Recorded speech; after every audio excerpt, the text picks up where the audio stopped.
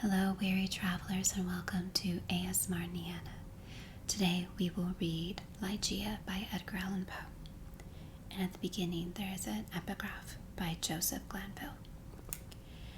And the will therein lieth, which dieth not, who knoweth the mystery of the will with its vigour. For God is but a great will, pervading all things by nature of its intentness. Man doth not yield himself to the angels, nor unto death utterly, save only through the weakness of his feeble will. So the story begins. I cannot from my soul remember how, when, or even precisely where, I first became acquainted with the Lady Ligeia. Long years have since elapsed, and my memory is feeble through much suffering. Or perhaps I cannot now bring these points to mind, because, in truth, the character of my beloved, her rare learning, her singular yet placid cast of beauty, and the thrilling and enthralling eloquence of her low musical language, made their way into my heart by paces so steadily and stealthily progressive that they have been unnoticed and unknown. Yet I believe that I met her first and most frequent in some large, old, decaying city near the Rhine. Of her family, I have surely heard her speak. That it is of remote ancient date cannot be doubted. Ligeia, buried in studies of a nature more than all else adapted to deaden impressions of the outward world, it is by that sweet world alone, by Ligeia, that I bring before mine eyes, friend and my betrothed, and who became the partner of my studies, and finally the wife of my bosom. Was it a playful charge on the part of my Ligeia, or was it a test of my strength of affection, that I should institute no inquiries upon this point? Or was it rather a caprice of my own, a wildly romantic offering on the shrine of the most passionate devotion? I but instinctively recall the fact itself. What a wonder I have utterly forgotten the circumstances which originated or attended it. And indeed, if ever that spirit which is entitled romance, if ever she, that wan, misty winged Astrophet of idolatrous Egypt, presided, as they tell, over marriages ill-omened, then the most surely she provided over mine. There is one dear topic, however, on which my memory fails me not. It is the person of Ligeia. In stature she was tall, somewhat slender, and in her latter days even emaciated. I would in vain attempt to portray the majesty, the quiet ease of her demeanor, or the incomprehensible lightness and elasticity of her footfall.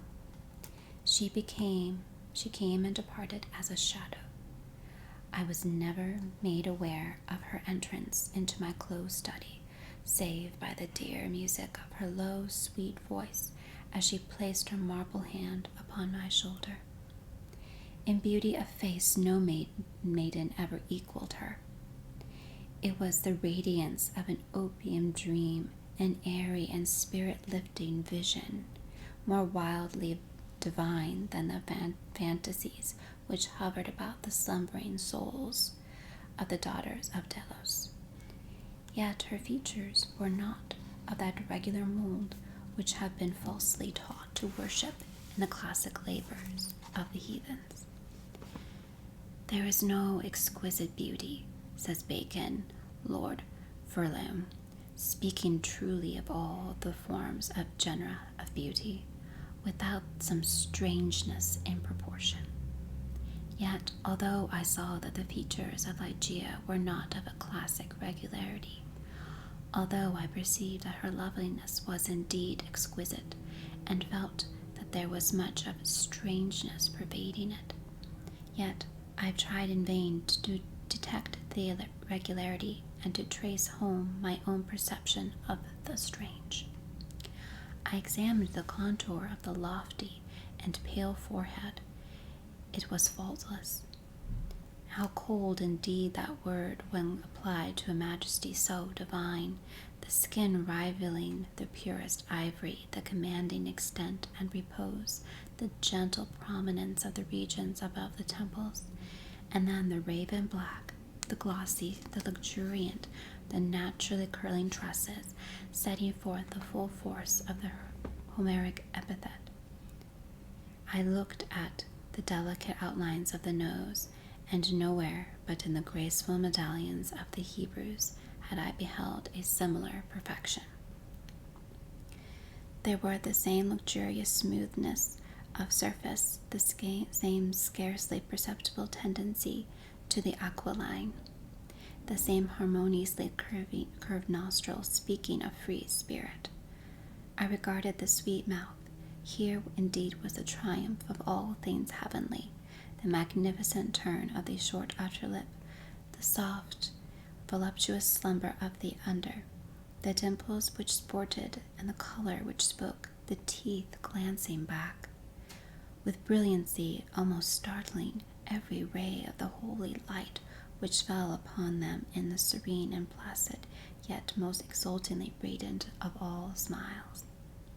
I scrutinized the formation of the chin, and here too I found the gentleness of breath, the softness and the majesty, the fullness of the spirituality of the Greek, the contour which the Apollo revealed in a dream to Cleomenes, the son of the Athenian. And then I peered into the large eyes of Ligeia. For eyes, we have no models of the remote and antique. It might have been, too, that these eyes of my beloved lay the secret to which Lord Verulam alludes. They were, I must believe, far larger than the ordinary eyes of our own race. They were even fuller than the fullest of the gazelle eyes of the tribe of the valley of Nourjahad. Yet it was only at intervals, in moments of intense excitement, that this peculiarity became more than slightly noticeable in Ligeia. And at such moments was her beauty, in my heated fancy thus it appeared perhaps, the beauty of beings either above or apart from the earth, the beauty of the fabulous houri of the Turk. The hue of the orbs that was most brilliant of black, and far over them huge jetty lashes of great length. The brows, slightly irregular in outline, had the same tint. The strangeness, however, which I found in the eyes was of a nature distinct from the formation, or the color, or the brilliancy of the features, and must, after all, be referred to the expression. The word has no meaning, behind whose vast latitude of mere sound we entrench our ignorance of so much of the spiritual. The expression of the eyes of Ligeia, for how long hours have I pondered upon it? How have I, through the whole of a midsummer night, struggled to fathom it? What it was that something more profound than the well of Demotrius, which lay far within the pupils of my beloved. What was it? I was possessed with a passion to discover. Those eyes, those large, those shining, those divine orbs, they became to the twin stars of Leda, and I to them devoutest of astrologers. There is no point, among the many incomprehensible anomalies of the science of mind, more thrillingly exciting than the fact, never, I believe, noticed in the schools, than in our endeavors to recall to memory something long forgotten. We often find ourselves upon the very verge of remembrance without being able in the end to remember. And thus how frequently in my intense scrutiny of Ligeia's eyes have I felt approaching the full knowledge of their expression, felt it approaching, yet not quite to be mine. and so at length entirely depart. And strange, oh, strangest mystery of all, I found to the commonest objects of the universe a circle of analogies to that expression. I mean to say that, subsequently to the period when Ligeia's beauty passed into my spirit, there dwelling as in a shrine, I derived from many existences in the material world a sentiment such as I felt always around within me by her large and luminous orbs. Yet not the more could I define that sentiment or analyze or even steadily view it. I recognized it, let me repeat, sometimes in the survey of a rapidly growing vine, in the contemplation of a moth, a butterfly, a chrysalis, a stream of running water. I have felt it in the ocean, in the falling of a meteor. I have felt it in the glances of unusually aged people. And there are 1 or 2 stars in heaven, one especially, a star of the 6th magnitude, double and changeable, to be found near the large star in Lyra. In a telescopic scrutiny of which I have been made aware of the feeling. I have been filled with it by certain sounds from stringed instruments, and not unfrequently by passages from books. Among innumerable other instances, I will well remember something in a volume of Joseph Glanville, which, perhaps mirroring from its acquaintance, who shall say, never failed to inspire me with the sentiment. And the will therein lieth, which dieth not, who knoweth the mysteries of the will with its vigor, for God is but a great will pervading all things by nature of its intentness. Man doth not yield him to the angels, nor unto death utterly, save through the weakness of his feeble will. Length of years and subsequent reflection have enabled me to trace, indeed, some remote connection between this passage and the English moralist and a portion of the character of Ligeia. An intensity in thought, action, or speech was possibly in her a result, or at least an index, of that gigantic volition which, during our long intercourse, failed to give other and more immediate evidence of its existence. Of all the women whom I have ever known, she, the outwardly calm, the ever placid Ligeia, was the most violently a prey to the tumultuous vultures of stern passion. And of such passion I could form no estimate, save by the miraculous expansion of those eyes which at once so delighted and appalled me, by the almost magical melody, modulation, distinctness, and plasticity of her very low voice, and by the fierce energy rendered doubly effective by contrast with her manner of utterance of the wild words which she habitually uttered. I have spoken of the learning of Ligeia. It was immense, such as I have never known in a woman. In the classical tongues she was deeply proficient, and as far as my own acquaintance extended in regard to the modern dialects of Europe, I have never known her at fault. Indeed, upon any theme of the most admired, because simply the most abstruse of the boasted erudition of the Academy, have I ever found Ligeia at fault. How singularly, how thrillingly, this one point in the nature of my wife has forced itself, at this late period only, upon my attention. I said her knowledge was such that I have never known in a woman. But where breathes the man who has traversed, and successfully, all the wide areas of moral, physical, and mathematical science?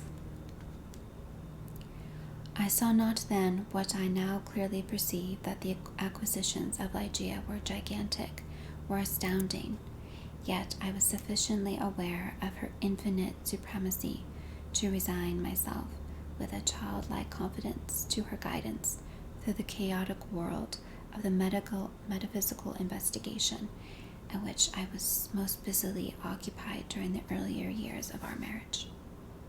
With how vast a triumph, with how vivid a delight, with how much of all that is ethereal in hope did I feel as she bent over me in studies but little sought, but less known, that delicious vista by slow degrees expanding before me, down whose long, gorgeous, and all untrodden path I might at length pass onward to the goal of a wisdom too divinely precious not to be forbidden. How poignant must have been when the grief with which, after some years, I beheld my well-grounded expectations take wings to themselves and fly away. Without Ligeia, I was but a child groping benighted. Her presence, her readings alone rendered vividly luminous the many mysteries of the transcendentalism in which we were immersed. Wanting the radiant luster of her eyes, letters, lambent and gold, grew duller than the Saturnian lead. And now whose eyes shone less and less frequently upon the pages over which I pored, Ligeia grew ill. The wild eyes blazed with a too glorious effulgence. The pale fingers became of the transparent waxen hue of the grave, and blue veins upon the lofty forehead swelled and sank impetuously with the tides of the most gentle emotion. I saw that she must die, and I struggled desperately in spirit with the grim Azrael, and the struggles of the passionate wife were, to my astonishment, even more energetic than my own. There had been much in her stern nature to impress me with the belief that to her death would have come without its terrors, but not so. Words are impotent to convey any just idea of the fierceness of resistance with which she wrestled with the shadow. I groaned in anguish at the pitiable spectacle. I would have soothed, I would have reasoned, but the intensity of her wild desire for life, solace and reason were alike in uttermost folly. Yet not until the last instance, amid the most convulsive writhings of her fierce spirit, was shaken in the external placidity of her demeanor. Her voice grew more gentle, grew more low, yet I would not wish to dwell upon the wild meaning of the quietly uttered words. My brain reeled as I hearkened, entranced to a melody more than mortal, to assumptions and aspirations which mortality had never before known. That she loved me, I should not have doubted, and I might have been more easily aware that, in a bosom such as hers, love would have reigned no ordinary passion. But in death, only I was fully impressed with the strength of her affection. For long hours, detaining my hand, would she pour out before me the overflowing of a heart whose more than passion devotion amounted to idolatry. How had I deserved to be so blessed with such confessions? How had I deserved to be so cursed with the removal of my beloved in the hour by making them? But upon the subject I cannot bear to dilate. Let me say only that in Ligeia's more than womanly abandonment to a love, alas, all unmerited, all unworthily bestowed, I at length recognized the principle of her longing with so wildly earnest a desire. For the life which was now fleeing so rapidly away, it is this wild longing, in this eager vehemence of desire for life, but for life, that I have no power to portray, no utterance capable of expressing. At high noon of the night in which she departed, beckoning me prematurely to her side, she bade me repeat certain verses composed by herself not many days before. I obeyed her. They were these: Lo, 'tis a gala night with the lonesome latter years, an angel throng bewinged, bedight in veils, and drowned in tears. Sit in a theatre to see a play of hopes and fears, while the orchestra breathes fitfully the music of the spheres. Mimes in the form of God on high mutter and mumble low, and hither and thither fly, mere puppets they who come and go, at bidding of vast formless things that shift the scenery to and fro, flapping from out their condor wings visible woe. That motley drama, oh, be sure it shall not be forgot, with its phantom chased for evermore by a crowd that sees it not, through a circle that ever returneth in the same spot, and much of madness, and more of sin and horror, the soul of the plot. But see, amid the mimic rout, a crawling shape intrude, a blood-red thing that writhes from out the scenic solitude. It writhes, with mortal pains the mimes become its food, and the seraphs sob at vermin fanes in human gore imbued.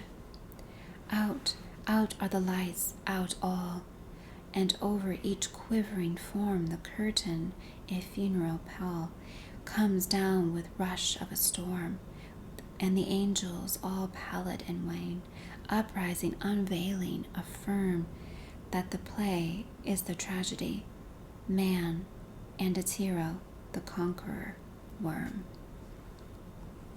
"O God," half shrieked Ligeia, leaping to her feet and extending her arms aloft with a spasmodic movement, as I made an end to these lines. "O God, O divine Father, shall these things be undeviatingly so?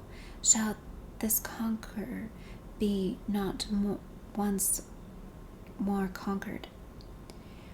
Are we not part and parcel in thee, who knoweth the mysteries of the will with its vigor? Man doth not yield him to the angels, nor unto death utterly, save only through the weakness of his feeble will." And now, as if exhausted with emotion, she suffered her white arms to fall and returned solemnly to her bed of death. And as she breathed her last sighs, there came mingled with them a low murmur from her lips. I bent to hear them in my ear, and distinguished again the concluding words of the passage in Glanville. "Man doth not yield him to the angels, nor unto death utterly, save only through the weakness of his feeble will." She died, and I, crushed into the very dust with sorrow, could no longer endure the lonely desolation of my dwelling in the dim and decaying city by the Rhine. I had no lack of what the world calls wealth. Ligeia had brought me far more, very far more, than ordinarily falls to the lot of mortals. After a few months, therefore, of weary and aimless wandering, I purchased and put in some repair an abbey, which I shall not name, in one of the wildest and least frequented parts of fair England. The gloomy and dreary grandeur of the building, the almost savage aspect of the domain, the many melancholy and time-honored memories connected with both, had much in unison with the feelings of utter abandonment which had driven me into that remote and unsocial region of the country.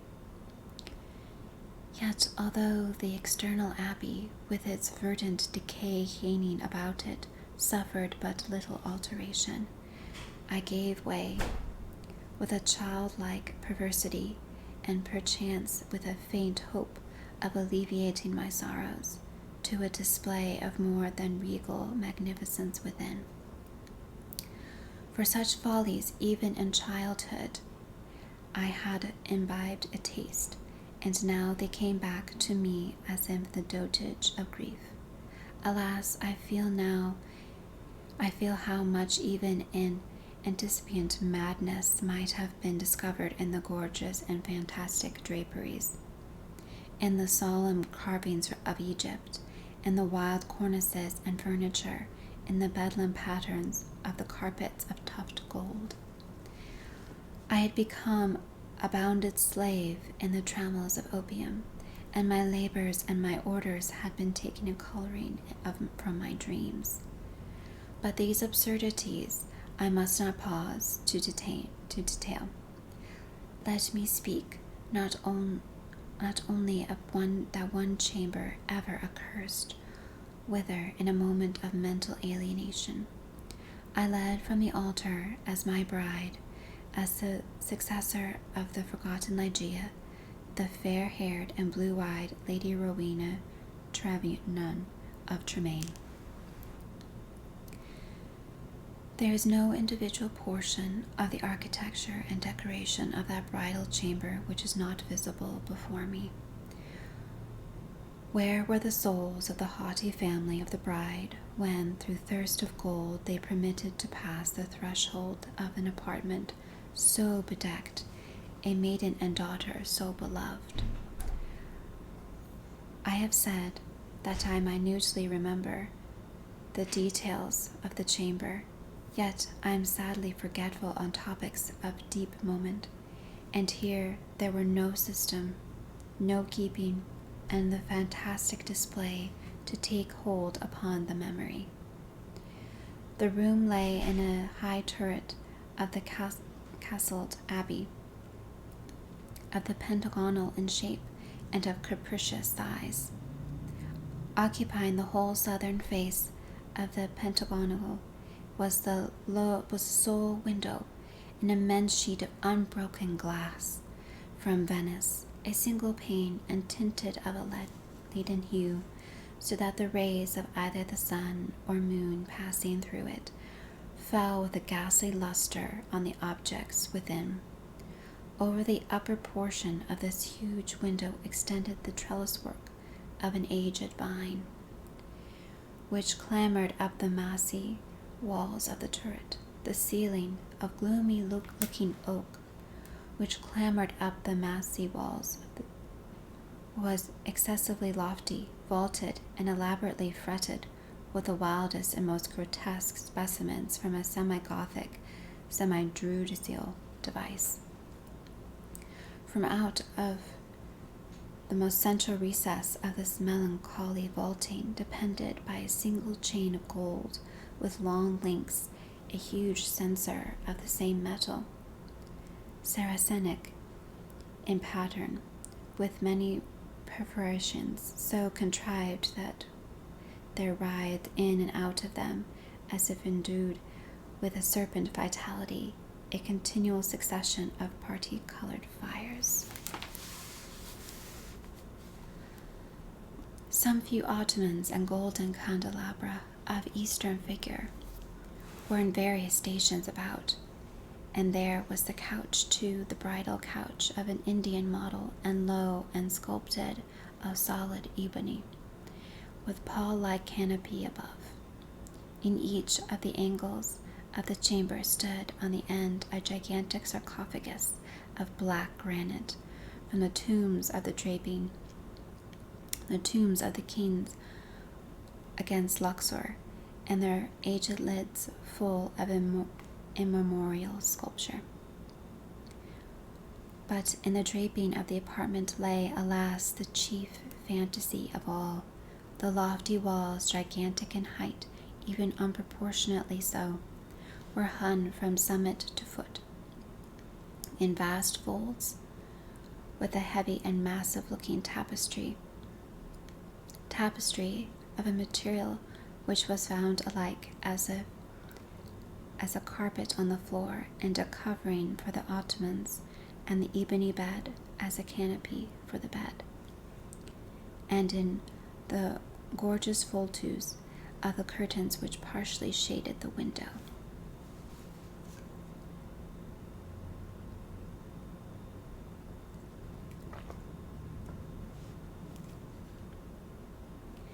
The material was the richest cloth of gold. It was spotted all over, at irregular intervals, with arabesque figures, about a foot in diameter, and wrought upon the cloth in patterns of the most jetty black. But these figures partook of the true nature of the arabesque only when regarded from a single point of view. By a contrivance now common, and indeed traceable to a very remote period of antiquity, they were made changeable in aspect. To one entering the room, they bore appearance of simple monstrosities, and upon a farther advance, this appearance gradually departed, and step by step, as the visitor moved his station in the chamber, he saw himself surrounded by an endless succession of the ghastly forms which belonged to the superstition of the Norman, or arise in the guilty slumbers of the monk. The phantasmagoric effect was vastly heightened by the artificial introduction of a strong continual current of wind behind the draperies, giving a hideous and uneasy animation to the whole. In halls such as these, in a bridal chamber such as this, I passed, with the Lady of Tremaine, the unhallowed hours of the first month of our marriage, passed them but with little disquietude. That my wife dreaded the fierce moodiness of my temper, that she shunned me and loved me but little, I could not help perceiving, but it gave me rather pleasure than otherwise. I loathed her, with a hatred belonging more to demon than to man. My memory flew back, oh, with what intensity of regret, to Ligeia, the beloved, the august, the beautiful, the entombed. I reveled in recollections of her purity, of her wisdom, of her lofty, of her ethereal nature, of her passionate, her idolatrous love. Now, then, did my spirit fully and freely burn with more than all the fires of her own. In the excitement of my opium dreams, for I was habitually fettered in the shackles of the drug, I would call aloud upon her name during the silence of the night, or among the sheltered recesses of the glens by day, as if through the wild eagerness, the solemn passion, the consuming ardor of my longing for the departed, I would restore her to the pathway she had abandoned. Could it be forever upon the earth? About the commencement of the second month of the marriage, the Lady Rowena was attacked with sudden illness, from which her recovery was slow. The fever which consumed her rendered her nights uneasy, and in her perturbed state of half-slumber, she spoke of sounds and of motions in and about the chamber of the turret, which I concluded had no origin save the distemper of her fancy, or perhaps in the phantasmagoric influences of the chamber itself. She became at length convalescent, finally well. Yet but a second more violent disorder again threw her upon a bed of suffering, and from this attack her frame, at all times feeble, never altogether recovered. Her illnesses were, after this epoch, of alarming character, and of more alarming recurrence, defying alike the knowledge and the great exertions of her physicians. With the increase of the chronic disease, which had thus apparently taken too sure hold upon her constitution to be eradicated by human means, I could not fail to observe a similar increase in the nervous irritation of her temperament, and in her excitability by rival causes of fear. She spoke again, and now more frequently and pertinaciously, of the sounds, of the slight sounds, and of the unusual motions upon the tapestries to which she had formerly alluded. One night, near the closing in of September, she pressed this distressing object with more than unusual emphasis upon my attention. She had just awaked from an unquiet slumber, and had been watching, with feelings half of anxiety, half of vague terror, in the workings of her emaciated countenance. I sat by the side of her ebony bed, upon one of the ottomans of India. She partly arose and spoke in an earnest, low whisper the sounds which she then heard, but which I could not hear, of motions which she then saw, but which I could not perceive. The wind was rushing hurriedly behind the tapestries, and I wished to show her what, let me confess it, I could not all believe, that these almost inarticulate breathings, and those very gentle variations of all the figures upon the wall, were but the natural effects of the customary rushing of the wind. But a deadly pallor overspreading her face had proved to me that my exertions to reassure her would be fruitless. She appeared to be fainting, and no attendants were within call. I remembered where was deposited a decanter of light wine, which had been ordered by her physicians, and hastened across the chamber to procure it. But as I stepped beneath the light of the censer, two circumstances of a startling nature attracted my attention. I had felt that some palatable, though invisible object had passed lightly by my person, and I saw that there lay upon the golden carpet, in the very middle of a rich luster thrown from the censer, a shadow, a faint, infinite shadow of angelic aspect, such as might be fancied for the shadow of a shade. But I was wild with the excitement of an immoderate dose of opium, and heeded these things but little, nor spoke of them to Rowena. Having found the wine, I crossed the chamber and poured out a gobletful, which I held to the lips of the fainting lady. She had now partially recovered, however, and took the vessel herself, while I sank upon an ottoman near me, with my eyes fastened upon her person. It was then that I became distinctly aware of a gentle footfall upon the carpet, and near the couch, and in a second thereafter, as Rowena was in the act of raising the wine to her lips, I saw, or may have dreamed that I saw, fall within the goblet, as if one from some invisible spring in the atmosphere of the room, 3 or 4 large drops of a brilliant and ruby-colored fluid. If this I saw, not so Rowena. She swallowed the wine unhesitatingly, and forbore to speak to her of a circumstance which I must, after all, I considered, have been but the suggestion of a vivid imagination, rendered morbidly active by the terror of the lady, by the opium, and by the hour.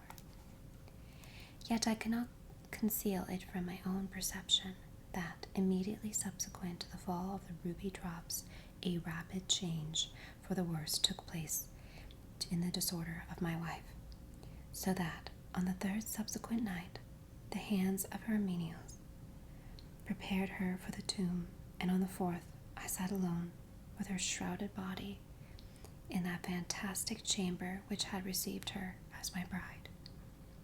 Wild visions, opium engendered, flitted, flat, shadow-like, before me. I gazed with an unquiet eye upon the sarcophagi in the angles of the room, upon the varying figures of the drapery, and upon the writhing of the parti-colored fires in the censer overhead. My eyes then fell as I called to mind the circumstances of a former night to the spot beneath the glare of the censer where I had seen the faint traces of the shadow. It was there, however, no longer, and breathing with greater freedom, I turned my glances to the pallid and rigid figure upon the bed. Then rushed upon me 1,000 memories of Ligeia, and then came back upon the heart with the turbulent violence of a flood the whole of that unutterable woe with which I had regarded her thus enshrouded. The night waned, and still, with a bosom full of bitter thoughts of the one only and supremely beloved, I remained gazing upon the body of Rowena. It might have been midnight, or perhaps earlier or later, for I had taken no note of time, when a sob, low, gentle, but very distinct, startled me from my reverie. I felt that it came from the bed of ebony, the bed of death. I listened in agony of superstitious terror, but there was no repetition of the sound. I strained my vision to detect any motion in the corpse, but there was not the slightest perceptible. Yet I could not have been deceived. I had heard the noise, however faint, and my soul was awakened within me. I resolutely and perseveringly kept my attention riveted upon the body.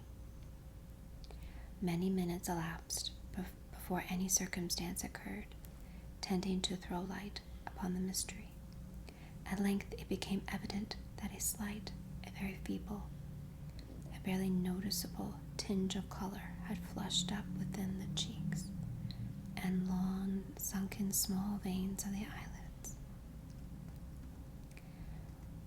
Through a species of unutterable horror and awe, for which the language of mortality has no sufficiently energetic expression, I felt my heart cease to beat. My limbs grew rigid where I sat. Yet a sense of duty finally operated to restore my self-possession. I could no longer doubt that we had been precipitate in our preparations, that Rowena still lived. It was necessary that some immediate exertion be made, yet the turret was altogether apart from the portion of the abbey tenanted by the servants. There were none within call. I had no means of summoning them to my aid without leaving the room for many minutes, and this I could not venture to do. I therefore struggled alone in my endeavors to call back the spirit still hovering. In a short period, it was certain, however, that a relapse had taken place. The color disappeared from both eyelid and cheek, leaving a wanness even more than that of marble. The lips became doubly shriveled and pinched up in a ghastly expression of death. The repulsive clamminess and coldness overspread rapidly the surface of the body, and all the usual rigorous stiffness immediately supervened. I fell back with a shudder upon the couch from which I had been so startlingly aroused, and again gave myself up to the passionate waking visions of Ligeia. An hour thus elapsed when, could it be possible, I was a second time aware of some vague sound issuing from the region of the bed. I listened in extremity of horror. The sound came again. It was a sigh. Rushing to the corpse, I distinctly saw a tremor upon the lips. In a minute afterward, they were relaxed, disclosing a bright line of the pearly teeth. Amazement now struggled in my bosom with the profound awe which had been hitherto reigned there alone. I felt that my vision grew dim, that my reason wandered, and it was only by a violent effort that I at length succeeded in nerving myself to the task which duty thus once had once more had pointed out. There was now a partial glow upon the forehead and upon the cheek and throat. A perceptible warmth pervaded the whole frame. There was even a slight pulsation of the heart. The lady lived, and with redoubled ardor I betook myself to task of restoration. I chafed and bathed the temples and the hands, and used every exertion which experience and no little medical reading could suggest. But in vain. Suddenly the color fled, the pulsation ceased. The lips resumed the expression of the dead, and in an instant afterward the whole body took upon itself the icy chilliness, the livid hue, the intense rigidity, the sunken outline, and all the loathsome peculiarities of that which has been for many days a tenant of the tomb. And again I sunk into visions of Ligeia, and again, what marvel that I shudder while I write. Again there reached my ears a low sob from region of the ebony bed. But why shall I minutely detail the unspeakable horrors of that night? Why shall I pause to relate how, time after time, until near the period of the grey dawn, this hideous drama of revivification was repeated? How each terrific relapse was only in a sterner and apparently more irredeemable path? How each agony wore the aspect of a struggle with some invisible foe, and how each struggle was succeeded by, I know not, what a wild change in the personal appearance of the corpse. Let me hurry to a conclusion.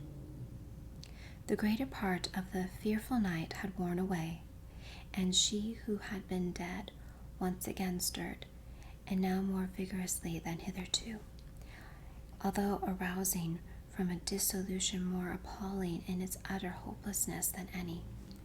I had long ceased to struggle or to move, and remained sitting rigidly upon the ottoman, a helpless prey to a whirl of violent emotions, of which extreme awe was perhaps at least a terrible, at least consuming. The corpse, I repeat, stirred, and now more vigorously than before.